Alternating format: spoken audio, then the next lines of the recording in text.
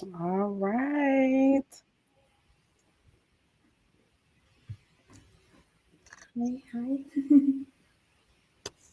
Hello. Hello, guys. Come on in the room. I feel like I am frozen. Okay. Nope. There I am. All right. So we are here tonight talking to Linda Varughese. She is one of the therapists at Pinnacle of Purpose. We're going to give you guys some time to come on in the room. And as you come into the room, just give us a shout out, give us a wave, say hello so that we can talk back to you and have a good time interacting with you tonight. So you guys come on in the room. I'm probably going to give people a little bit more time to chime in. I know it's 7 p.m. and we're trying to get settled after a long, busy day. Probably get the kids settled so you guys can listen in. But we are glad that you decided to join us. Come on in and just give us a wave. Hello, Sharonda. Hello. Thank you for coming and listening in on the conversation tonight that we're going to have with Linda. I am super excited about it. Come on in. Come on in. We're going to give you guys just a few more minutes to log in and get comfortable. Linda, is it anything that you want to say to people as they log in? Hey. Hi guys. I'm a little nervous, but hope you guys enjoy Yeah, and receive. yeah, absolutely, absolutely. I'm sure. I'm sure it'll be a good conversation tonight. It'll be good conversation. All right. So I'm going to go ahead and just dive in, and hopefully, we'll have some more people to join us in a few moments. But my name is Pearl Robinson, and I am the founder and the owner of Pinnacle of Purpose Counseling and Consulting. I created Pinnacle of Purpose in April of 2018 because there were so many concepts and ideas and theories that I learned while I was in school that helped me along my healing journey.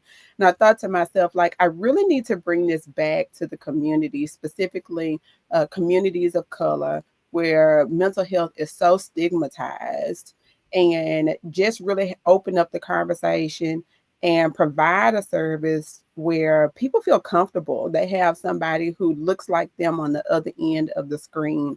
And so I've been going since 2018, trying to create this safe space for women of color, specifically so that they can heal and grow and learn and then take their healing back to their communities. And so Linda Varughese has been with us probably about 9 months now. And so we have been super blessed, super excited to have Linda on the team. And I don't even know why it has taken this long to do an Instagram live with Linda, but here we are. So I just want to give her a few moments just to introduce herself to you guys, and we will go ahead and get started from there.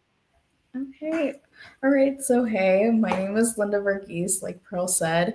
I am a new LPC and also a new mom, and they both really like helped mold my journey. So, like, being an LPCA has molded my journey here as a therapist, and now being a new mom has also molded my journey as a therapist as well. So, yeah, I'm excited to hear all the questions and I guess share my knowledge as a South Asian. Yeah.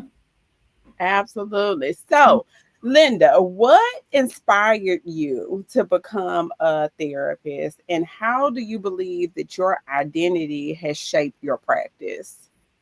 Okay, so basically, when I was younger, I think a lot of teenagers go through a lot of like different changes and mental struggles, mental health struggles. So I dealt with a lot mentally, and I always felt like I wasn't able to really talk about it. Um, Mhm. just not only from like family or parents, just like society. I remember like seeing like news channels from India saying like this person wasn't able to get married because they had depression, or this person had family members that were married, so they or that had depression, so they weren't able to get married or weren't able to do things in their lives, like no job offers and stuff. So it kind of like hindered me from actually wanting to seek help. Even though that's what I really wanted to do. I wanted someone to talk to. I wanted to feel validated. I wanted to vent. Um, but it felt like I wasn't able to do that because of my culture. And I never want that to happen to anybody else. So I decided I should be a therapist to kind of break those barriers for, you know, the younger generation. And not only the younger generation, for people who are older as well, to kind of like break that stigma around mental health and seeking help, seeking therapy, seeking like medication management as well. There shouldn't be like such a negative connotation about it, and I think just giving psychoeducation about that and breaking those barriers was a huge thing for me. Like I want to be able to do that.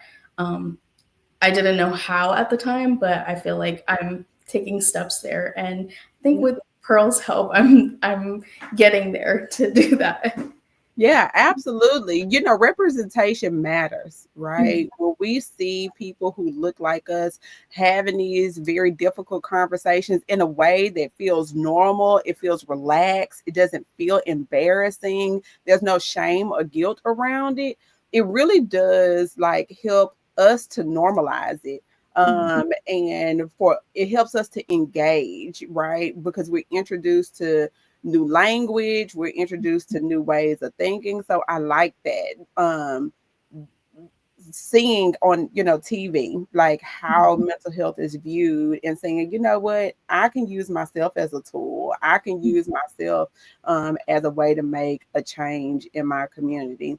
I read and I wrote some statistics down because I wanted to make sure that I was accurate, but I read on a web page, the South Asian Public Health Association, they stated that 1 in 5 U.S. South Asians report experiencing a mood disorder and or an anxiety disorder in their lifetime. So Mhm. that when you think about that, that's huge. Mhm. That is enough to say, we need to make a difference and we need to start having these conversations. How does stigma around mental health manifest in the South Asian community? How does it show up, that stigma? I think mental illness, at least like 5 years ago or 10 years ago, it's always been like shown as like a sign of weakness, like you're failing. You have personal failures, and it discourages people from actually seeking help. And there's like feelings of shame and isolation that come with that. So it kind of worsens symptoms, it delays treatment. Like people in our community usually prioritize physical health over mental health, right? Mhm, So it it makes it seem like, your mental health is not, it's not a real issue, like your physical health is more important, right? Which a lot of times your mental health can affect your physical health. So mhm, they're both real issues, right? So you should prioritize both. So I think that's those are ways where like the stigma kind of can affect a person in our South Asian community. yeah. Also on that website, I read that there is no published data on South Asians who are struggling with schizophrenia or bipolar disorder. Oh wow. So when you say to me, that there's a huge emphasis on the physical health piece and not the mental health piece, if you don't have any publications, if you don't have any literature, right, educating a certain population, then you can't even really build out like best practices to work with that population. um, and it further really stigmatizes mental illness because there is no data. There's Right. no data there Mhm. that talks about those experiences, and for people who are into reading journals and into reading literature reviews, when you get that qualitative data and people are able to talk about their experiences in a way that makes it real, it really is helpful. It really is another way to destigmatize mental illness in the community. Mhm. So I thought that was alarming too, that there's not a lot of research, Mhm. Yeah. specifically targeted towards the South Asian community in terms of these, specific mental health conditions. So that kind of leads me to, when working with South Asian clients, like, Mhm. what are some things that you consider or take? Yeah, what are some things that you consider when you work with clients who are South Asian that may be different from maybe an African American client or or Caucasian client or a Hispanic client? A lot of times, in our community, religion is usually, or spiritual beliefs are usually like a main focus.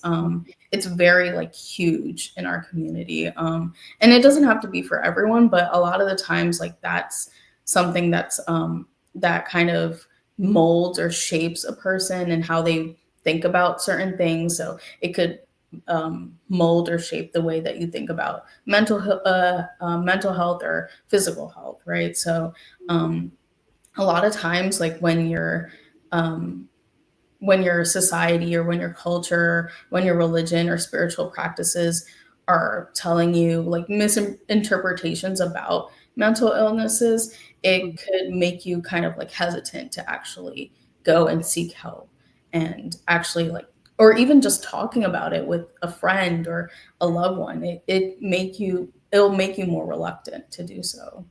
Okay. So let's take a deep dive right there. When you say religion, Mhm. should you go into that therapeutic space ready to have conversations around religion? Should you be accepting of there may be some conflicts with religion and mental health? And like, how do you bridge the gap there? I think like as a therapist or as any mental health provider, being able to like ask questions and like basically just like let the client know that they're interested in learning like what are some ways to kind of integrate your personal like spiritual beliefs or religious beliefs into the therapy setting, right? And I think that could be very important, right? Because it's different when it comes to other cultures, and it might be something that you're unfamiliar with. Okay. But if you let the client know that you're open to kind of learning from them as well, it makes them feel more safe and it makes them feel heard and validated. So I Yeah. think that's like a very important thing to kind of touch upon is letting your client know that you're open to hearing what they prefer in the therapeutic setting. I hear you. And as you're talking, I'm thinking about incorporating religious beliefs and practices as coping strategies, right? Because that's the terminology that we use in the therapeutic world, Right. coping strategies, defense mechanisms, but like integrating that a little bit and letting them know that you can still be a believer, Mhm. but then also incorporate these strategies. And sometimes your strategies will be praying, it will be fasting, it will be some of the religious practices that you hold very close to you. It didn't have to be either or. Right. Yeah, there are so many positive impacts when it comes to religious and spiritual beliefs. It gives you a sense of meaning, a sense of hope, a sense of purpose. Mhm. And that could be very helpful when combating anxiety, depression, and those feelings of isolation. Yeah, good. That's good. That's good information to have. What role? does cultural values such as like family honor, like what roles will that play in a therapeutic setting? We're working with South Asian clients. It's very difficult, I think, to maneuver that. And me being someone that's born and raised in America, sometimes people may think that I may not understand, or a person who is Mhm. from the Western culture may not understand the emphasis on family value as people from that side of the world emphasizes, right? Because um, people don't see um, people don't see like the Western community really understanding that family is before self, and that's very big in that side of the world, right? Family honor, it's like if you are struggling with something, it could cause a blemish in your family. Your Mhm. family's honor, it's disrupting the family harmony, and that if you say like, okay, just forget about your family, like, okay, who cares if your mom doesn't understand why you're going into therapy? If you say that, it could kind of like hurt the person that you're talking to, your client, because they're not understanding, like, what do you mean forget about my mom? What do you mean cut her off? Mhm. Like I can't do that. That's But a lot of times, like, you could probably say that to a person in the Western world, right? Mhm. Not everybody, but like it's probably like a little bit more acceptable. Okay, I have a narcissistic mother or father. I get it. Maybe I should cut them off. Like, I shouldn't be in a toxic relationship. But saying that to somebody who's not familiar with that concept, it may be a little bit more like hesitant, and they may feel like, okay, maybe I shouldn't talk to this therapist anymore, Uh-huh. Yeah. right? So kind of like seeing where they're coming from, and understanding that culture, and understanding that sense of what does family mean, what does that collectivism mean to Mhm. them, and kind of like adjusting, Mhm. like, what is something that we can do? How do we not tolerate certain behaviors from your family, but still honor your family as well, Mhm. and show respect. Yeah. So I'm hearing from like a culturally competent perspective when working with South Asian clients, there's this idea of being family oriented, maybe family centered, even though you may be working with the client and may never meet, their mom or their dad or their cousin. Um, really kind of keeping that at the forefront of your mind in terms of the terminology that you use, the approach that you use, Mhm. because it could land in a way that does not feel collective to them, Mhm. does not feel supportive also. Mhm. And so that's good information for us to have. What about gender? Do you think that gender impacts, the willingness to seek mental health care? Yeah, I do think so. At least like it did in the past. I do see things changing now, which is great. It's amazing, and I love it makes me happy seeing that things are changing and things are progressing. But a lot of the times, like, South Asian men, especially in the older generation, is like very stoic, Mhm, and they don't want to damage their reputation or their mhm, social standing. So if they seem emotional or vulnerable in any way, it's like a sign of weakness, or a sign of like they're failing as a man, as a provider, a protector of the family, right? mhm, So there's a lot of like those gender norms, right, when it comes to South Asian men. With South Asian women, it's like the caregiver role of, I need to put my family above, me and my struggles, right? mhm, Like, whatever my family's needs are, I need to put that first. That's my priority, right? And a mhm, lot of times, at least like with the traditional family setting, um, or like a very older family setting, a lot of times women do not have the autonomy to actually make decisions, or say like, oh, I want to go to therapy without asking permission, Mhm. from other family members. And from a Western standpoint, that sounds like, what do you mean you have to ask approval, or you have to Mhm. ask Mhm. permission? Like, Mhm. that's so like oppressive, right?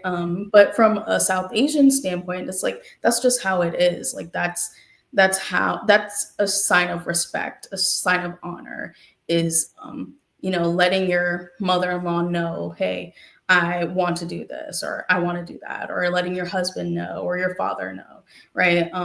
And it's not viewed as a bad thing, but because of that, it may stifle like the fact that, oh, I want to seek help, Yeah. so there's, because of that, like, you need to be able to, it's kind of like you're walking on eggshells in a way. Like, how do we maneuver through like being respectful towards these family members, and the Mhm. fact that like you may have to seek approval, but Mhm. also prioritizing your mental health as well. Yeah. Yeah. It goes back to what you were saying earlier, like a piece of destigmatizing seeking the help is to get the buy-in from the family. Right, right, Like we can't even really begin to do the work around, my anxiety is through the roof. My anxiety is elevated. I'm having difficulty concentrating. I'm having some really low lows until we work through maybe like the shame of right. even having to come to a therapist, a mental health clinician in the first place. Mhm. So, as a therapist, when you're working with your South Asian clients, because we have some other mental health clinicians who have logged in tonight, and who said they're excited to learn about how to work with their South Asian students. When we think about this from a confidentiality and privacy perspective, right? Because that piece is huge for us when we work, in an ethical way. How do we incorporate that? How do we get the buy-in or encourage our South Asian clients to get the buy-in from their family so that we can begin to do the real work? What are some things that you would say to a client who's struggling in that space? I would say education. So, like, psychoeducation is very important. Mhm. Utilizing your resources as well. So, like, religious leaders, utilizing them, utilizing certain organizations that are local, or online, that could be helpful. And then, like I said, the psychoeducation. So asking your therapist, what are some ways that I can like integrate a conversation about this? I may get some pushback. How do I keep myself sane during that time? And it letting yourself know, or be ready for the discouraging moments, because they're most likely going to happen, and being ready and being realistic, like setting realistic goals, I think is very important as well. Like, taking things small, taking small steps, and making sure that you're keeping yourself healthy during those times, because it's a very hard journey and a hard process to actually talk to people who are very set in a certain way of life, which is, you can't really blame them for that either. You can't like look down upon them for that, but it's hard for you as a person to say like, I'm breaking out of that mold, and I want them to be able to be okay that I am breaking out of that mold, which, while also respecting tradition and family values. Yeah. What does like as you're talking, I'm thinking about healthy boundaries. There's so much conversation, in the therapeutic space, like set your boundaries. You have to have healthy boundaries. What does that mean, for the South Asian community? Like how does it translate? Setting healthy boundaries when you get ready to go in and have these conversations. Is that even feasible? Um, I'll be honest, that's hard, and it most likely, a lot of times, it might not be possible. Boundaries and um, you know South Asian families. doesn't really Not mix. even a thing. Yeah, Yeah. I think with, like, other cultures too, I wouldn't say just the South Asian community, like, I would say other cultures too, is like boundaries, like, Yeah. what are you talking about? Like, this is my house, this is, you're under my roof, like, Right. we don't have boundaries here. So yeah, it might be, like, very hard. So I think self-care could also be a very good proponent when it comes to that. So, like, if you feel like, okay, I'm not my boundaries are not being respected in the way that I would like it to, keep trying with the psychoeducation, like trying to have these conversations, and then also incorporating self-care, making sure that you're, taking care of yourself during these, low moments, um, I think that's, like, very important, because a lot of times when it comes to boundaries, it's really hard to actually, like, set them in, Mhm. your family and in the community, really. And for them to be respected is what I'm hearing you say. Right, right. And for them to be respected. Mhm. So you mentioned earlier for the majority of South Asian women, right? There's this collectivism, around, I'm taking care of my children and my family become before me. But then in the same, also in this conversation, you talked a little bit about practicing self-care. What does that look like, for a typical South Asian mom whose primary responsibility is to hold the family together and take care of the family? What could she do to take care of herself and put herself first? Mhm. Like I said, it's hard, right? And I think with, like, any mom, I don't think it's, like, just inclusive to just South Mhm, Asian women. To, like, put yourself first is, like, really hard as a mom, and I'm learning that now. mhm, Um, I would say, like, what are your non-negotiables, right? What are some things that you have to do at the end of the day, like, you're not negotiating with anyone with? So is it taking a walk for 30 minutes, by yourself? Is it, you have to take a long hot shower? Do you have to, like, sit in your closet and just decompress? Like, what are establishing those with yourself and with your family, like letting your, family know, letting your support system know, like, hey, at the end of the night, I need, 30 minutes just to go and have a walk by myself. Is it okay if you guys kind of hold down the fort, right? So, kind of like establishing that with your family, seeing, like, how they feel about that, and letting them know, like, this is the only thing that I can do to actually, like, keep myself sane and keep this family running afloat, and letting your family know that, like, I'm, like, in order for me to help you, I need to help myself. Um, mhm, and I always tell my clients, like, this metaphor of, a flight. When you go on a plane, the flight attendant always says, like, before you put the mask on, like the oxygen mask mhm. on, a young one or the person next to you that may need help, you have to put it on yourself first. You have to help yourself first, and then help others. So, I guess, like, training and unlearning those behaviors of, I need to put others before me. Mhm. It's not selfish. You have to be able to help yourself before you help others. Yeah, absolutely. I like that. What advice would you give the community, the South Asian community, who are hesitant about seeking mental health services? What Mhm. advice would you give them? I would say start slow. Do a consult call. See, what therapist would actually work for you. You kind of do therapy shopping, like therapist shopping. Doing your research. Uh,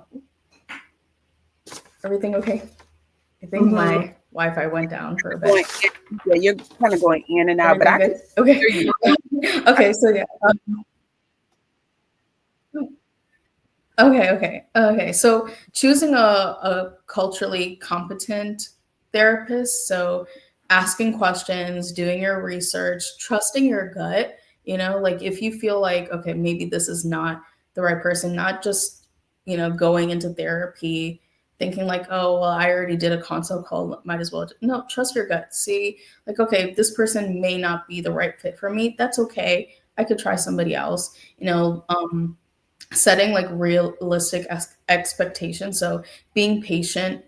Therapy is not just like a automatic fix. There's going Yeah. to be like time within, to see progress. So Mhm. being patient with yourself, you know giving like therapy some time to actually, see that progress being made. There's a lot of like unhealthy behaviors that maybe you need to unlearn, right? So giving yourself time with that and being honest with your therapist as well.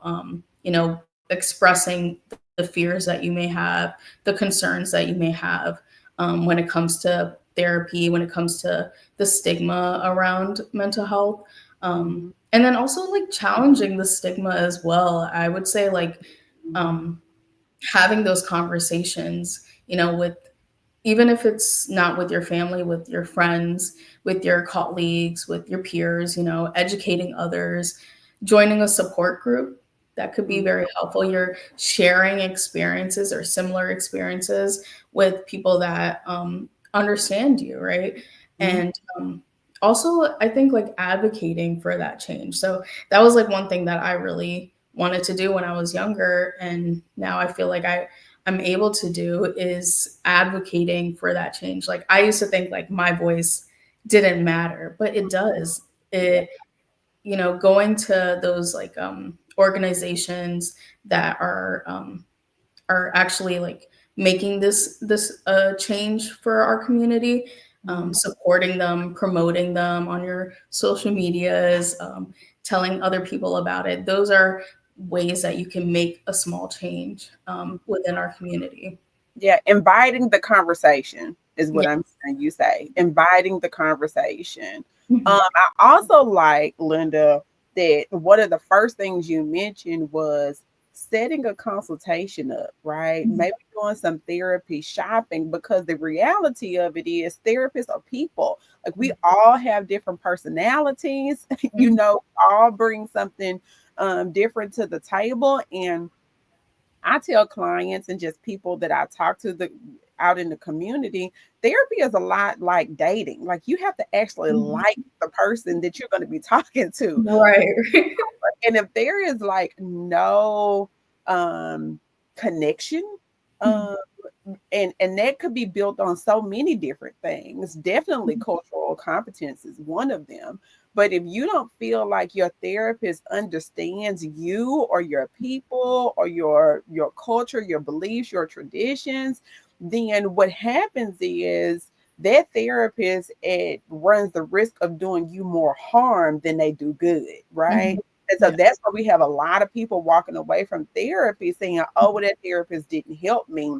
Mhm. I didn't get anything out of the sessions. Well, I always go back to, was that the best fit for you? Mhm. Because we know even in therapy, like this, it's an ebb and flow to therapy. Like sometimes you'll come in and you'll just need to do this cathartic venting for an hour. And then Mhm. there's other times where you'll have to incorporate that spirituality and that religion into the framework of what you're doing with your client. And if your therapist is not comfortable doing that, right, and that's a large part of who you are, you're not going to get what it is that you need. And so, yeah, the consultation piece is huge. And we do offer consultations, 15-minute consultations at Pinnacle of Purpose. And so, I just want everyone to know that. And it's okay if you have a consultation and you say, I don't even know what it is, Right. right? You're I not hurting anyone's feelings. Exactly. You're It's not hurting okay. anybody's feelings. Exactly. Um, because ultimately we want to help. Right. That's We why. want you to feel like you're being helped at the same time. We don't want Exactly. to misdiagnose you. We don't want to, have like you have like a bad taste in your mouth about therapy as a whole just Mhm. because the therapist wasn't the right fit for you. Yeah, absolutely. Yeah, so I like that. I really like that. What resources, are there any resources that you would like to share or highlight in this conversation that we're having right now? Yeah. So online there's a website called southasiantherapist.org. It's a huge directory of different South Asian therapists. There's also a website called, I don't know if I'm pronouncing it correctly. I think it's called Manmukti. So MANNMUKTI. If you like Google and it has like so many different podcasts, resources, blogs, um, different therapists that you could contact as well. That could kind of help when it comes to educating how to have that conversation with your family members and or your community, and like different podcasts that you can listen to as well. So I think those are pretty good resources that you could look into. Yeah, yeah. It sounds like they're really good resources. And I also want to say to the Pinnacle of Purpose viewers, clients, community, that Linda is unique to Pinnacle of Purpose because she is located in North Dallas. Okay. And so what that means is she's very familiar with the resources that are available to people living in North Dallas, and can connect you even outside of the mental health space, because we understand if there's a threat to shelter, if there's a threat to, if there's a threat to, you know, uh, your financial status, if there's food insecurity, if it's all of those things happening, those things have a huge impact on your mental health as well. And so Linda is in a space where she could help clients who live in North Dallas because she's just familiar with those resources there. All of our therapists provide online services, but we don't live in that area, so we're not as well versed as Linda is. So I just wanted to make sure that I took some time to highlight that, and just your unique experiences and knowledge and information that you have, because you are a part of the South Asian community and you are so passionate about having a conversation about mental health and how to break the stigma around mental health in that particular community. Is there anything else that you want to share with the viewers tonight about yourself, about your philosophy, or your practice? Um, I want to create a safe space for everyone. So, making sure that you're able to feel like yourself. So if you're telling me like, "Hey, Linda, this is not working out," that's fine. That's okay. I could refer you to others. If you're saying like, "Hey, I don't feel safe. I need help with that." Let me know if you have concerns, if you have fears. I want to be able to help, and that's like my main thing. Even if you feel like, okay, I don't feel like we're a good fit as a therapist, but I need your help in other areas. I want to be able to make sure that you're good. And I think that's like a passion of mine, is making sure that everyone feels like they have that help, no matter what, and they have somebody to go to. If they feel like they're not able to go to a friend, if they're not able to go to a family member, they don't have like a huge support system. Hey, you can talk to me. So yeah, yeah. Yeah, good. Well, it has been a pleasure talking to you and getting some insight from you, Linda. I think that you have just a warm and gentle spirit and aura about you. So anytime we have conversations, I always walk away just um, feeling seen. And so I know that your clients feel the same way. And so thank you so much for your time Thank tonight. you. Thank you. Guys, we will be purposing this video on our social media platforms. And so if you have somebody who wanted to join tonight and for whatever reason, because life is lifing, they were not able to log in, we will be sharing the video on our social media platforms, so you can let them know that, and they can go and visit us on YouTube, Facebook, and Instagram at Pinnacle of Purpose. And we are so happy you guys tuned in tonight. You guys have a good night. Bye bye.